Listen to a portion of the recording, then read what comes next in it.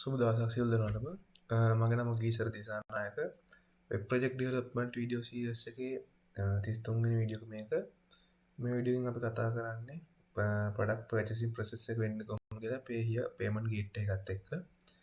අපි කෝඩ් එක බලමු. මේ තියෙන අපේ Biodash ෆයිල් එක. මෙතනදී අපි කාර්ට් එකේ proceed to check out කියන බටන් එක තියෙන පාර්ට් එක තමයි මේ ඩිව එක තුන අපි බටන් එක තියෙන්නේ. මෙතනදී මේ බටන් එකට check out කියලා ටික් දාලා check out කියන ෆන්ක්ෂන් කෝඩ් එක. අපි දැන් මේ ෆන්ක්ෂන් එක බලමු. මේ තියෙන අපේ check out ෆන්ක්ෂන් එක මේ cancel ෆන්ක්ෂන් එක විතරක් හදාලා තියෙනවා. මෙතනදී try catch එකක් දාලා තියෙනවා. try එක ඇතුලේ constant එක දාන්න කියලා wait fetching අපි process කියන code එකේ page process speed file එක තමයි post මෙතනදී මෙතනදී send වෙන data මොකක්ද expect එකක් ගන්නවා.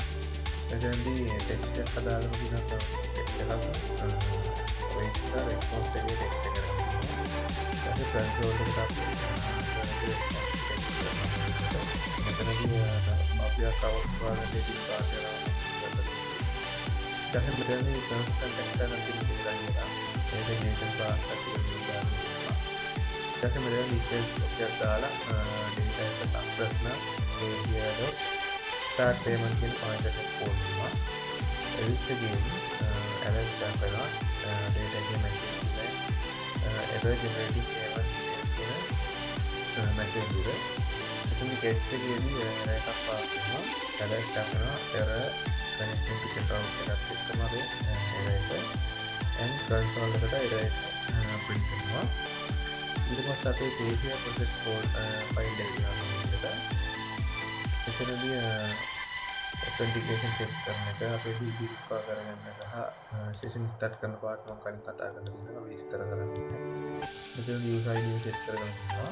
ඊට පස්සේ අපි cart එකෙන් data ටික ඉදි කරලා තියෙනවා search query එකකින් select කරගන්න තියෙනවා cart එකේ ID එක cart ID එක විදිහට product එකේ ඔක්කොම සහ user first name එක seller first name එක තියෙනවා. ඊට last name එක කරගන්න තියෙනවා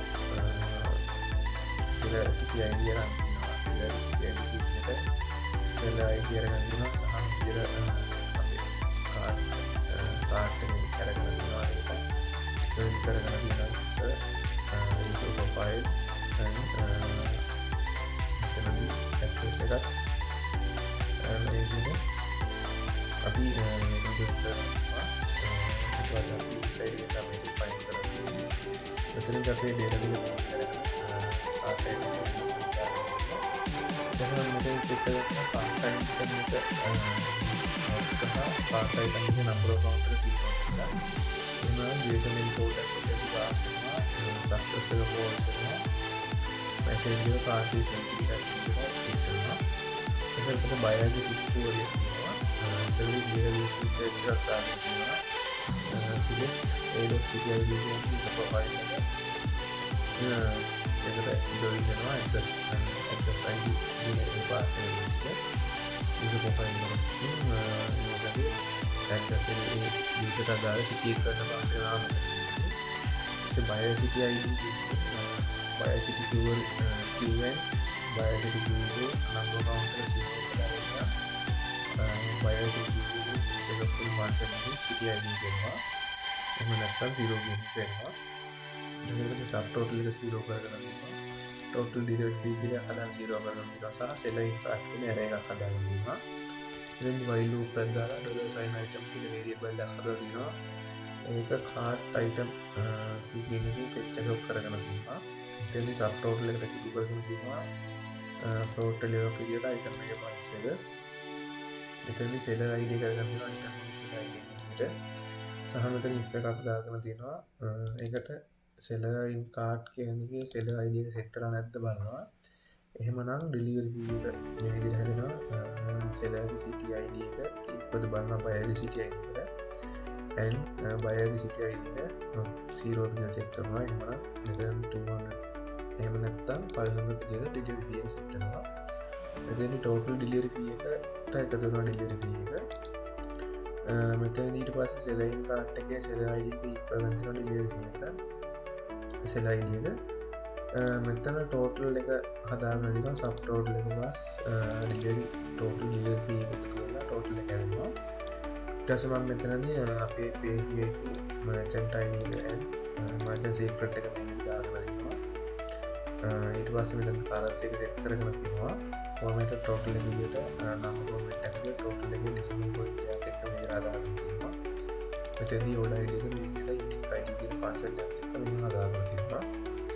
ඊට පස්සේ මම මේකේදී hash එක හදාගන්න මේක ඔක්කොම str proper සහ identifier කියන පාවිච්චි කරලා merchant ID එක order ID එක format total එක currency එක merchant secret එක hash එක හදාගන්න ඉන්නවා.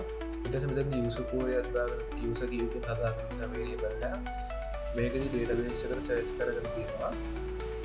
user ගේ first name එක last name එක user name එක user mobile address line 1 2 and music name content කියන අපේ list එක අරගෙන තියෙනවා සහ ඒක හදාලා tables join කරගෙන තියෙනවා.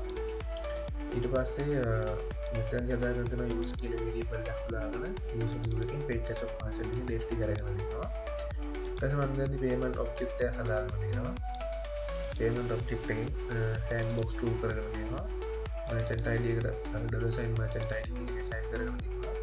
return URL සහ cancel URL එක හදාගෙන තියෙනවා. notify URL එක මේ විදිහට තියෙනවා. ඉතින් order ID එක item එකේ delivery skill shop purchase කියලා තියෙනවා.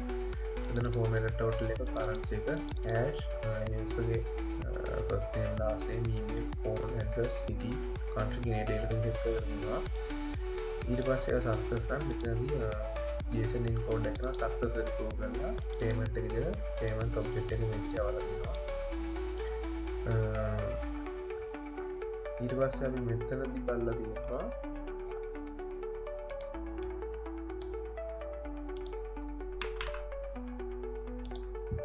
මෙතනදී payment එක success නම් data එකේ success කෙනෙක් දිනනවා page එකේ start payment කියන function එක call කරනවා.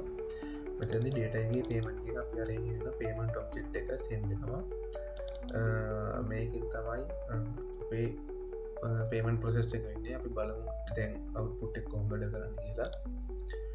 මෙතන අපේ project එක home එක මම ඉස්සරහම product එක add කරගන්නවා මේ විදිහට.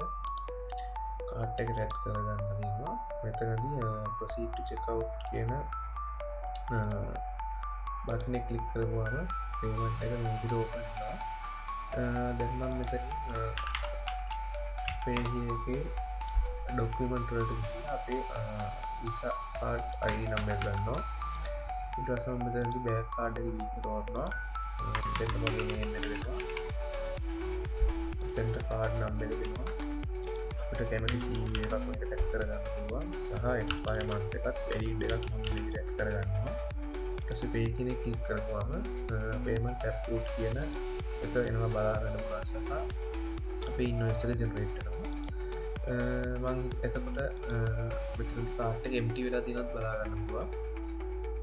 මම හිතනවා මේ වීඩියෝ එක පැහැදිලි ඇති කියලා. අපි ඊළඟ වීඩියෝ එකෙන් හම්බෙමු. Thank you.